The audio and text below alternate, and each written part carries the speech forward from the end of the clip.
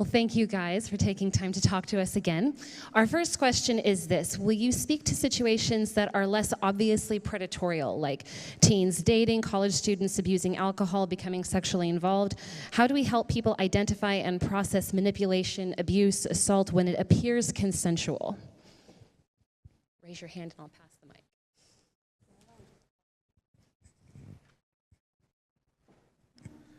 I think part of it, especially in the Christian culture, is calling these things out and educating, especially the younger generation, about these things. I teach at a Christian university, and yeah, there's still a struggle by a lot of young people who, and I've encountered many, primarily females, who, because it was a boyfriend, and maybe they had even engaged in some type of prior sexual contact, and now that oftentimes they don't even, somebody has to draw the line for them to say that was rape. And when they do, they feel there's still that sense of shame and guilt. So helping, talk about it, calling it for what it is, but educating people, understanding that if we talk more about the imbalance and exploitation of power and help them understand and identify what that looks like in various contexts, whether it's power of charm, power of celebrity, power of manipulation. There's so many different types of powers that get exploited in even relationships that people can begin to understand, well, wait a minute, yeah, that was abusive. That was an abuse of power. What does that look like? And then not only when they can connect the dots, but then help them understand that when somebody has greater power than you, it's not just physical. I see this a lot in church with church leaders, with adult victims. It's seldom physical power. It's power of authority and influence, and so once they realize that, then to help them understand that they're not at fault, that they have been victimized just as if they were victimized by somebody who overpowered them physically. And a lot of times people don't make those connections, and I think we have to help do that, especially with the next generation. I'm trying to do that with younger people to help them see that, because they come from environments that they don't even talk about that. So anyway, just... Yeah, and to add to that, one of the questions that I get a lot, is this issue of consent. What do you do when you have someone who is intoxicated and they're both intoxicated? How come it's his responsibility to make sure she consented? And I think to kind of look at, well, what would you say if it was another type of situation? If it wasn't rape, suppose it was theft. Say you wanted him, he wanted to buy her car. And he, in his drunken stupor, he gets out a contract for the sale of cars and he gets her to sign it. What would we say about that legally? Well, legally, we would say she was too incapacitated to consent to sell her car. Contractually, even, at the very fundamental principles of our legal system, we would say he was responsible to make sure that she was able to consent. She was not legally able to give consent. She didn't really sell her car. Yeah, and so we need to look at how would we treat that if it was another situation. If it was a businessman walking in downtown Chicago, well, you gave so-and-so money once. How come it's a problem that he took money from you the next time?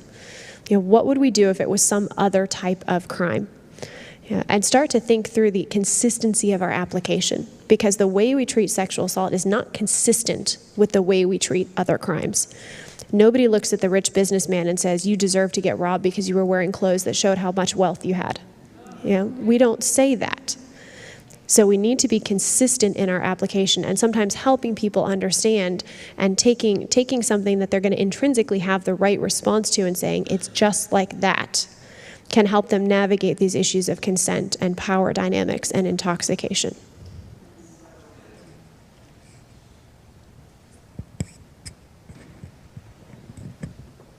I'm sorry, I'm terrified to get off of this thing. It keeps wobbling.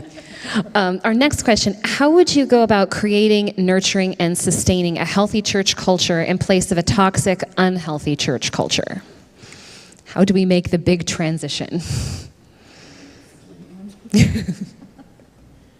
Find a different church? I'll get the party started. So let's wait until someone raises their hand, okay? It's helpful if it starts from the top.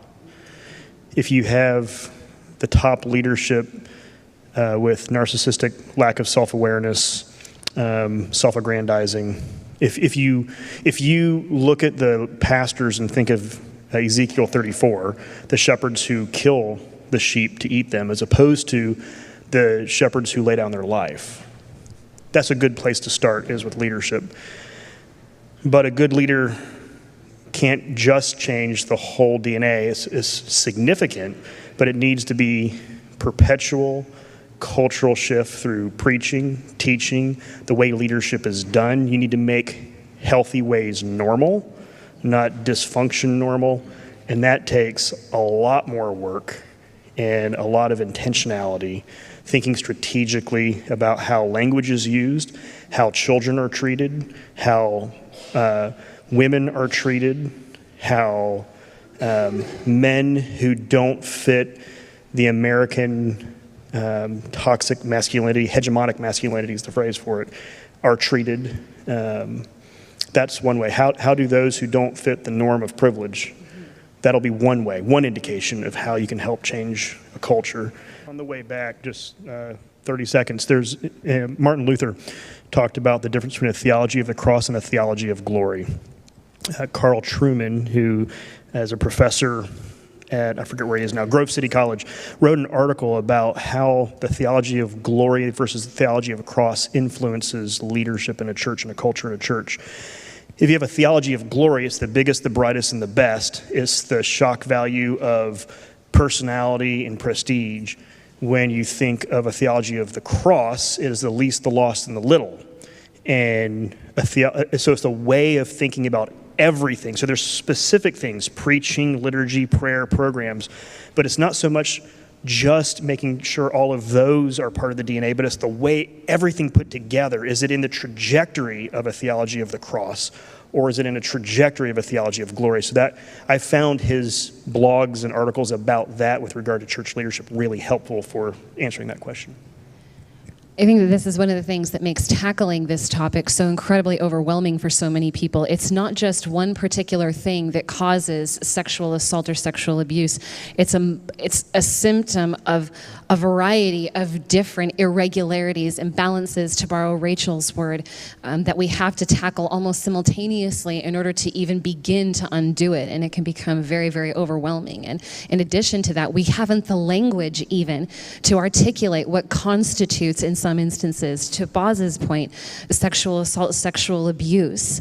It's trying to figure out where the lines fall in relationships that perhaps were pre-existing, and having to do all of that all at once can be very, very overwhelming. Our next question is, what would it look like for the church to repent of its ignorance and covering up of sexual abuse? Suppose a church acknowledges the errors that it's made. What can it do to show itself as genuinely repentant?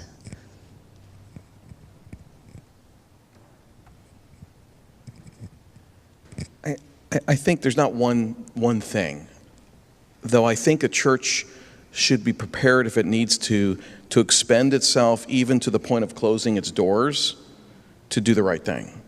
And what I have found in situations that is sometimes disheartening is churches or organizations where this is brought to their attention, they give it a little bit of time and effort, talk about it, but they just continue going on with their ministry. And so, yeah, I was talking to somebody not long ago who was abused on the mission field, and she said, yeah, I mean, the perpetrators never were brought to justice. The institution failed repeatedly over and over again. And here it is 15, 20 years later, I'm still struggling to make it through each day. And the institution's back to doing, great and wonderful things for the kingdom.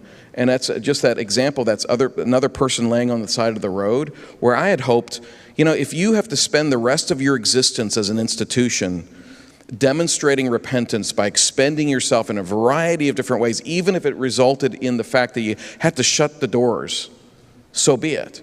And so I think that maybe ultimately you have to have that attitude and that perspective of saying, we will do, and then each situation is different, but if we start with, we'll do whatever it takes, even if it means I've got to step down as a pastor and the doors of the church have to shut down, we'll do it. I think if you start with that, it's a good place to start. Just to piggyback on that, I think that one of these reasons you have churches who handle this so badly is because they have a very definite idea of what it is God wants them to do. And I was just reading about a pastor in a little English church back in the 1700s named Benjamin Benham. And it was a small village church. He had 70 people in his church. He was very gifted preaching, teaching. He was very well educated, self-educated. A much larger church in London, their pastor died.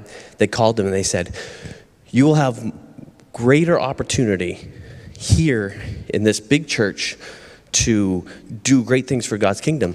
And he wrote back to them and said, "How do you know that I will be more effective there? How do you know that?" He said, "I know what I have been called to do. And I have been called by this church." And for other reasons, he was just a tremendous encouragement. But I think that churches, if we shut the doors, how is the kingdom going to go forward? If we give credibility to these victims, they're out for blood.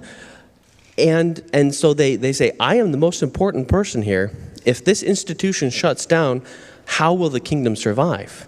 And I think that as leaders, we need to say, no, the first question is not to look into the future and say, what does God have to do? It's what is the right thing to do?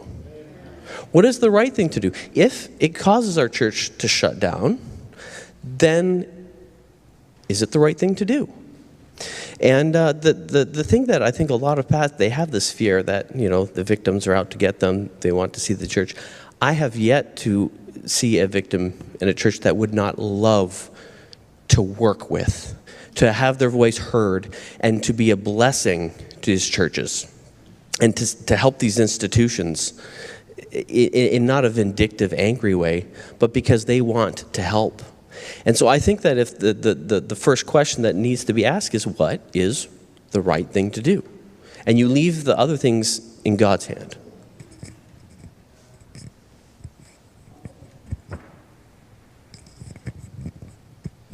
Thank you. Our next question, is the church taking sexual abuse by clergy against adults seriously also? Some studies say that adults are abused as much as 4 times more than children. Adults are left feeling responsible and often sin-leveled by church leaders and congregations.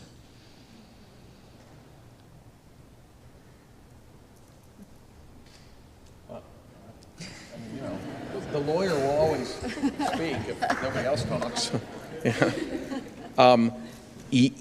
I don't think so. I think we've seen a little bit more of that in the last year or two. I mean, we saw with Willow Creek, but those are just big examples. I mean, with every big example, there are dozens of smaller situations. For so many years, when a pastor, somebody on staff, and pastoral staff would have sexual contact with a congregation member, it was seen as an affair or adultery. And it's not, it's abuse. There's a differential of power there, and that person has exploited that power and has abused that position.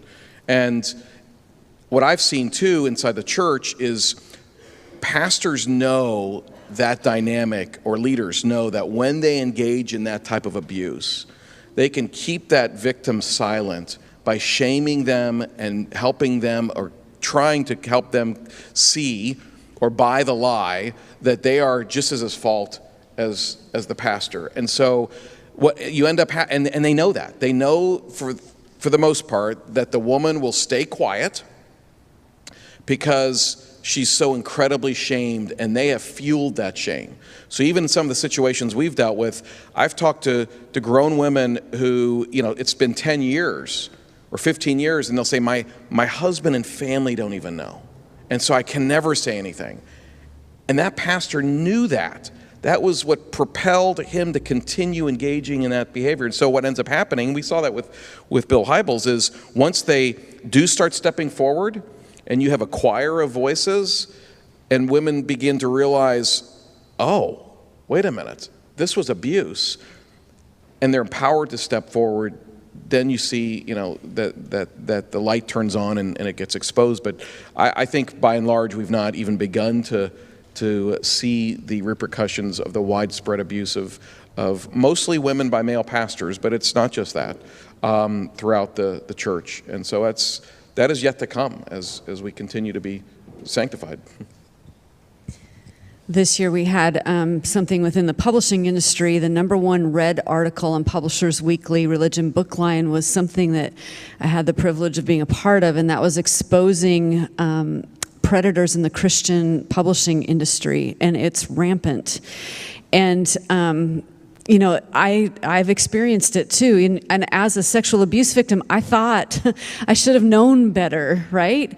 I should have known all the signs, but I was not educated in knowing that power differential as an adult. I could view it in other ways, but when you have someone holding, and this would be the same in a congregation, but when someone's holding your publishing contract in their hand, or your career like this in the workplace, which we haven't talked about at all, but in the church workplace or any workplace, someone holds your career, and then you talk about people who are economically disadvantaged, who if they say anything, they lose their ability to make money. Then you have that power differential. We must educate each other about this. Had I known, I would not have stepped into some of those situations, and now I've had the privilege of walking alongside other people who have been absolutely preyed upon in the Christian publishing industry. So the question was, is the church taking adult abuse seriously? And I took a little bit because I'm not a lawyer, and I had to think about what was the answer, and it was on the tip of my tongue, but I'm glad that you had it right there, Boz. I completely agree. I don't think it is, because when you look at the stories of a pastor using marital counseling as access for an adulterous relationship, and it gets called an adulterous relationship. That's the key for me, is the indicator. Oh, that was adultery, like it was a mutual thing, when there's a power dynamic that is taking place. And for me, it's the litmus test on, and I've been teaching seminary for 20 years now, and so I've noticed in the past few years when I bring up David and Bathsheba, the tone on that story has finally shifted. It gives me hope, because before, Bathsheba was always kind of the seductress. Poor David, I mean, he's just trying to be busy being a king and being a man after God's own heart. And, I mean, she got in the way. And when you realize, and I think it was Rachel's point, was it your point last night you mentioned David and Bathsheba? Or did you ask Mary? So one of you mentioned it last night. I think you said it in passing. I think it was you, because I was in the corner and I blurted out an answer. No, it's not right. And so I forgot who said it, because I was so blinded by my own expulsion of an answer. But the way you interpret that passage is an indication, is a litmus test of how you think about power and privilege and how seriously you actually take it. And what's encouraging is I will now bring up David and Bathsheba and watch seminary students. I'll go, so what do you think happened there? And they, I mean, for the most part, they're all going, oh, that's an example of that misuse of power. So it gives me hope, but I don't think we're taking it seriously yet, because consent is confusing to people and pastors in those situations when they're thinking about the issue of consent. It's an adult and they're not intoxicated, therefore consent must have been mutual, and that's not the case when there's all of these other dynamics of power in play. That confusion of of power and consent, and how the confusion of what those two things actually are seems to be a major contributing factor to the issues that we face when we're trying to confront this. And our next question: women and men with disabilities are especially vulnerable to being assaulted and not knowing who to trust or how to respond. What are ways the church can be aware of this and help protect them from dangerous situations and minister to those who have been assaulted?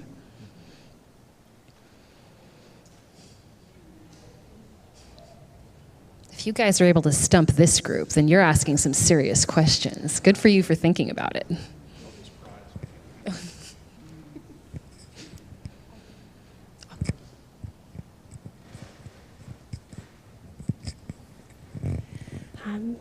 It is a huge issue, so I appreciate the question. I think the reason all of us sat there and thought about it a while is because there's so much that could be said to answer that question. I would suggest starting with a lot of the same fundamental principles that we've talked about, but applying it specifically to this issue. First, understand what it looks like. Understand why this population is vulnerable. Understand what makes them able to be preyed upon. so that you can be aware of those dynamics in your church. Understand the very unique challenges that they face in speaking out, in even understanding what has happened to them. Understand the resources in your community that you can bring them to, who are going to be trained to help a population that may not be able to verbalize what they have been through, that may not be able to present clear-cut evidence or a clear-cut case. Those things have to be done before you reach the crisis point. So one takeaway that I hope all of you, particularly those of you headed into ministry, will take away from this is that you need to have these things in place before you have a crisis. Because once you have the crisis on your hands, A, you've probably already missed a lot. And B, it's very difficult to make the right decisions and to be able to do the right things when you're under the pressure. So the amount of understanding and training that you need to have, and then connecting to community resources that have the expertise that you don't have, that can help you see these things and that can provide care and input for the populations that are particularly vulnerable is going to be incredibly important, because an added level of expertise is absolutely required when you're dealing with a population that's facing additional vulnerability.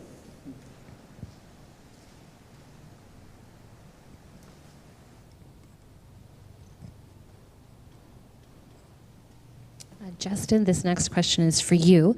Can you say more about restoration as it relates to forgiveness, reconciliation, and loving our enemy? Happily. I'm glad this came up because sometimes when you're communicating, you're just trying to make the big point, and you need to thread the needle a little bit. And I'm happy to have a few moments to say more. I wasn't intending to talk about forgiveness, reconciliation, and restoration. So just to repeat, to make sure I was clear, because I wasn't reading off notes, I was going from the heart. Forgiveness can take place individually. I can forgive someone. I can decide with God's power and grace and mercy to forgive someone that sinned against me. This conflating of reconciliation, forgiveness, and restoration all together, that's the problem. Reconciliation does not happen unless the perpetrator repents, apologizes, makes right, restitution. That's what reconciliation looks like. At that point, reconciliation is possible, because then it's the reconciliation in Christ of someone who is truly repenting, and there's going to be some things on that, okay? It's not just that they say, I apologize, and therefore reconciliation. That's going to be full and robust and might even take some time. So reconciliation is then possible. When I talked about restoration, and too often it's usually reconciliation and restoration are usually the ones that are conflated. Restoration is the restoring of the interaction and relationship back to what it was before the violation took place. So, for example, that could be just consequences. So if Lindsey and I, if I use unkind words, and then she forgives me, and then I apologize and repent, and then we reconcile, well, then we can restore the relationship back. That there's no reason why we couldn't restore that, but I better be a little bit more careful with my use of words and my eyebrows. Apparently, they're powerful, and I can say a lot of things with them. That kind of restoring is no big deal. That's a no-brainer in a relationship or a friendship. Now, if someone... Good, she left. Sorry, our daughter's over there. So, if a grandfather sins and commits a crime against his children or grandchildren, he has forfeited his right to ever be left alone with children ever again. It's foolish to restore the relationship with him and children back to what it was before he perpetrated that. It's not unloving. You're not withholding from it. You're actually doing the children. It's the most loving thing you can do for the children. And guess what? It's the most loving thing we can do for the perpetrator. If someone who is traffics with child pornography and they're in the church and they're a pedophile, it's not proof that you believe in grace because you let him run the nursery again. And that's the thing about a culture that, I love the fact that so many churches are talking about grace, but the grace of God is not proven by our foolishness of letting perpetrators run rampant. So when I'm talking about restoration, loving your enemy, you can love your enemy and not restore the relationship if they are dangerous and not trustworthy back to what it used to be. And so one of the most loving things you can do to a pedophile is not let him be around children. That's actually a loving thing to do. And if someone actually wants to argue that they should have access, they're not repentant. And the keys of the kingdom are handed to the church.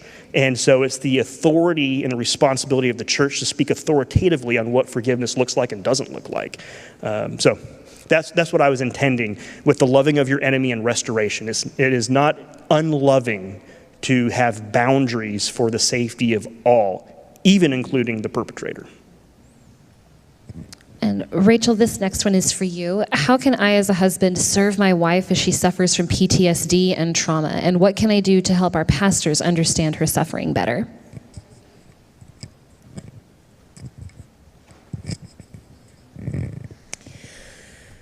Well, the good news is that you do have a lot of ability to do great good.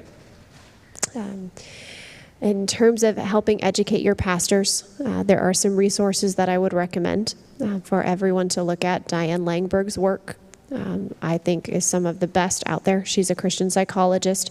Just to start understanding the concept of suffering, a proper theology of suffering. There is another book called The Body Keeps the Score. That helps understand how our physical bodies respond to this. The Body Keeps the Score is not Diane's book, to be clear, but it helps explain the physical ramifications of trauma and how your body responds to trauma and how that continues to inform the rest of your life. So The Body Keeps the Score is another good one. It is not written from a distinctly Christian perspective, but it does a very good job explaining the physiological and psychological and neurologic responses to trauma. So those would be two that I would start with. There was actually a lecture series done by a pastor named Brad Hambrick.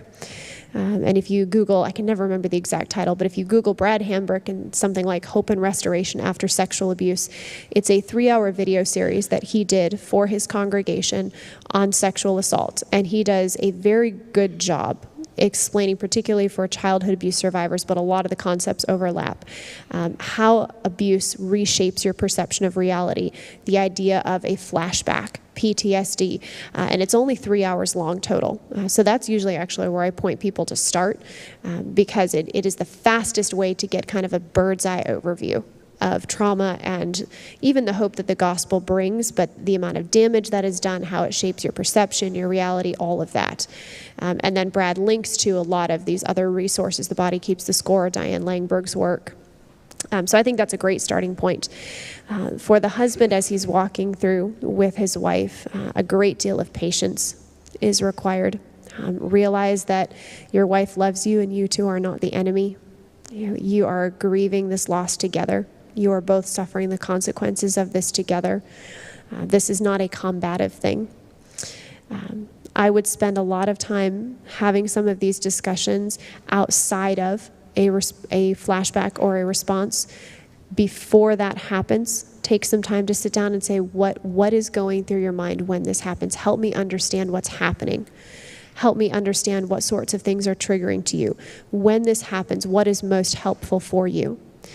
For me personally, I have found it is actually more helpful to push through the flashback and to get to the point where Jacob and I are able to be together again, because I need the good memories on top.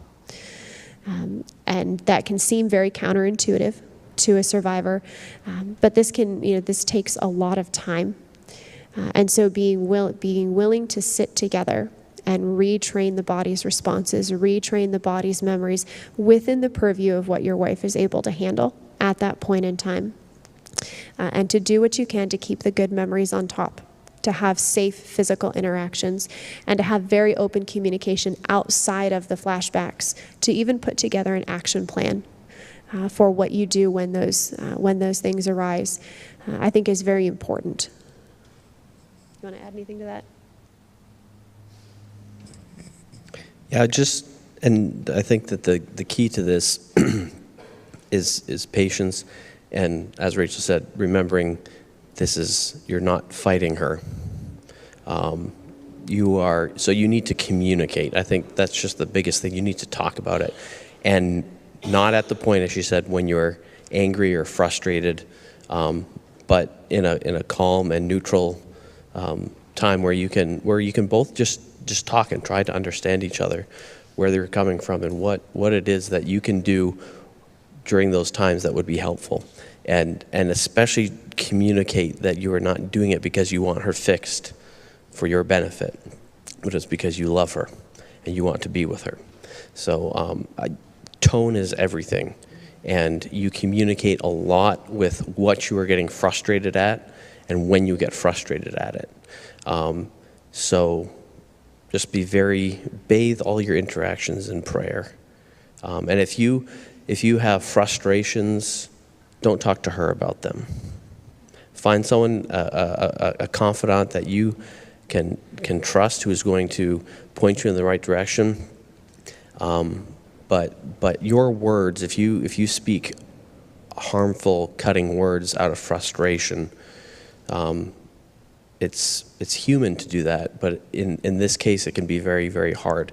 So think very long and very hard before you react in frustration and anger towards someone that you are trying to love. And I would add to that, in terms of the mental framework that you have as you're walking through this with your wife, remember that everything you are experiencing, your frustration that you guys can't enjoy intimacy, she experiences that so much more. Because as tainted as it is for you, because of her inability to engage, it is so much more broken for her. And so to recognize you are not the victim here. And then another thing that's been very helpful for us is you grieve together. Most likely your wife is going to feel incredible guilt that she can't always meet your needs and that she is struggling this way. So to be able to say to her, this is not your fault. We are grieving this together. We are working through this together. And I do find that is being able to take those feelings of frustration or anger as they're welling up and turn them into godly grief at the damage also helps circumvent the anger process that can happen. If this is an ongoing or significant problem, I do suggest that you both get counseling by ideally a Christian psychologist that has both a biblically informed view of sexuality, but also a very robust understanding of trauma. Because being able to have those conversations with someone that even knows the questions to ask can be very helpful. I remember going to this conference many years ago, probably 15, 20 years ago, and it was one of those sexy wife conferences. And I was desperate as a sexual abuse survivor to be all that in a bag of chips for my husband, and it was one of the most difficult things for me to think positively about sex.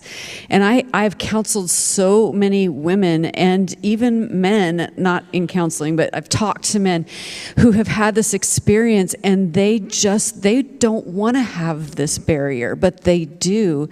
And I remember sitting in this auditorium and almost having like this prophetic moment where I was going to be like one of those people that stand up and speak in tongues or something. I almost stood up and said something because she was talking about how you needed to have your husband be able to eat strawberries off your stomach. And I just thought to myself, I can't do that.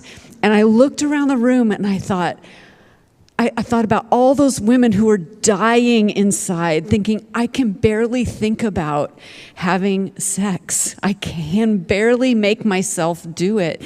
And here we were heaping more. You have to do this, kind of the Proverbs 31 thing. You have to do this, be this, do that, do this. And that's really what riled me to begin to speak about this and to go back and talk to my husband about it and work through more healing, because I wanted to be better. But we have, as a church, have put so many expectations on each other without even thinking, like these blanket expectations, without thinking about the trauma that could be in the room. And so that was one thing I think we can do as a church, is to stop just assuming everyone's at the same place. There was a Christianity Today article that was talking about work, but he gave this really great analogy of a maze and having it superimposed down upon, and you're looking down at the maze. And he was talking about people with opportunities, and some people, they're at the end of the maze. They had to make one choice to get out to the other side, but all those others back here had to make 748 correct decisions to get to the end of the maze. That's how I feel as a sexual abuse victim. To make my way toward healthy sex, I have to make 743 choices, where some people are like, yeah, I can have someone eat strawberries off my stomach. That's no big deal. For me, that's taken a really long time, and it still hasn't happened, but no fruit. No shame. But anyway, all that to say, there is hope, and I do grieve when I speak to someone that says, I haven't had sex with my husband for 15 years because I simply can't. And you know that hurts a relationship, and that's why speaking about it frankly, which made me want to die. I didn't want to, but once we started to communicate it, things started to turn around. So that's important. We've spoken a lot about the problem of authority and the problem of power that exists in the church right now. And Jacob and Rachael talked about this when they were talking about accountability and authority and how those two work together for a healthy church environment. Would you guys discuss what a proper godly authority actually looks like in a church and what it doesn't look like, please?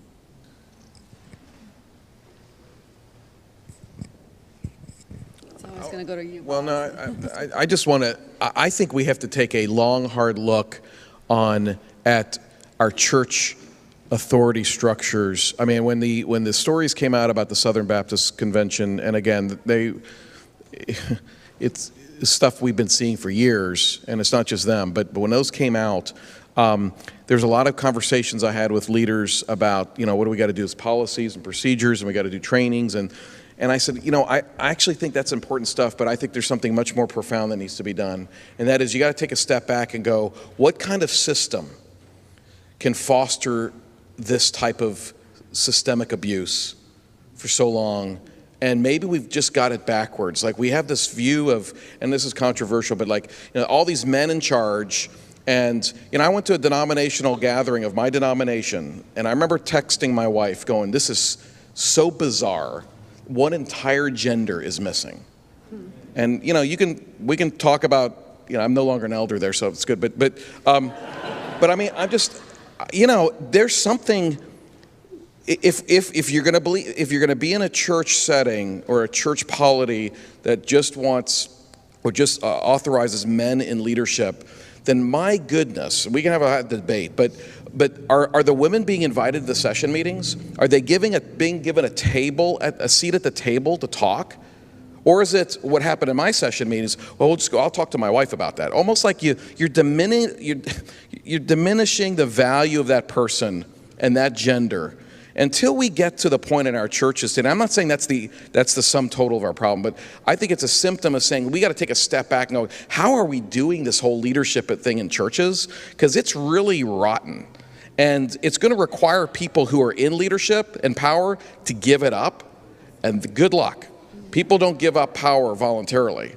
So I don't know. I'm not as hopeful on that part, but I do think that we have got to start taking a much deeper look and be maybe revolutionary in how we begin to restructure leadership within our Christian communities. And it's going to be controversial, and people will be screaming up and down. So be it, because the way it is now ain't working. So I think another thing that really needs to happen is that we need to be asking that question, what is authority given for? Why in the church do we give authority to certain people? And I think that American Christianity in particular it's been very influenced by a corporate culture. And this isn't just, slam on the American church. The church has had problems through ages, but in our particular culture, I think that this is one issue that we have. And authority is something that you get if you're talented, if you are, like what we have in the corporate world. And the big big CEOs get the big dollars. They get the big companies. Well, it's the same thing with a lot of our churches. Talented people go to churches where their talent can flourish, and they can get paid, and they can go to conferences. And I see that dynamic completely absent from the New Testament, from what the church is supposed to be. And instead, in the New Testament, we see the requirements for leaders is that they are mature, sensible, serious Christians who are able to walk alongside of and encourage others to be strong in doctrine and strong in good works. And I think that to your point about women in leadership, I do believe that the office of pastor and elder is for men. But I think that if you are in a church that you say the best people go to the top, they get the nice parking spot, they get the secretary, and by virtue of the fact that they are talented, they get to the top. You might not say that, but you act like it. If you exclude women from that, because at that point you're not following New Testament ecclesiology. If you're excluding women from that, from being able to rise up on your ladder, I do think you're being sexist. Because what you said, we're adopting the meritocracy of the corporate world, but we're saying it's only for men. That meritocracy is not in the New Testament. So if you're going to hold to the New Testament requirements for pastors, you have to look at the purpose, and the purpose in the New Testament is of pastors and leaders is that they are people who are able to sacrifice, not just buzzword sacrificial leadership, but people who are literally going to be washing the feet, visiting the sick, not using this as a platform for their, not using it as a platform to increase their notoriety and get book deals. And so if you're going to have this prohibition on women in leadership, you're going to say only men. Well, maybe if we had the example of pastors as it's a difficult, hard thing, and you get you don't get praise as often as you'd like. You don't get patted on the back, but instead you're the servant of all. You're the greatest servant in the church. Maybe we wouldn't be having so many of these discussions. So I think that we need to have those conversations of what is authority in the church given for, and it is given to serve. And like we talked about earlier, that limitation of where does the church authority end? Where does pastoral authority end? Is the pastor the expert on everything? Or is the pastor able to recognize his limitations, say, I have been given a very specific grant of authority to do very specific things, and I need to learn from those who have been gifted in other areas?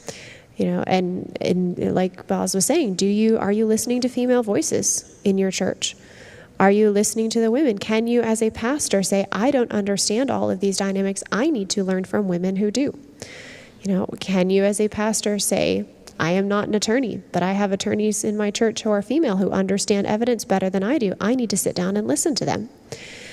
Are you using your leadership and your authority from a spirit of true humility that recognizes the limitations placed on the grant of authority you've been given and the purposes of that authority? And if you start at those foundational issues and you start poking around those foundational issues in your church, it will become quite obvious which leaders are and which leaders aren't.